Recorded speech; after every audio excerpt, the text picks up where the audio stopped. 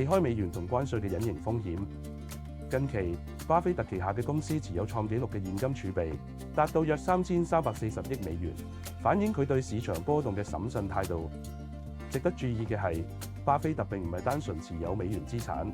佢仲投資咗日本嘅5大商社等海外企業，以分散風險。對於個人投資者嚟講，喺美元波動嘅情況下，選擇多元貨幣去買理財產品，減少對單一貨幣嘅依賴，以降低匯率波動嘅影響，係一個好值得考慮嘅選擇。同時，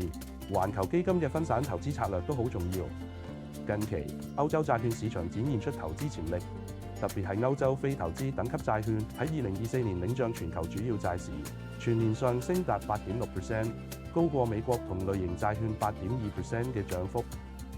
無論係多元化嘅貨幣定係投資方向，全部都係應對近期美國政策帶嚟潛在風險嘅必要策略。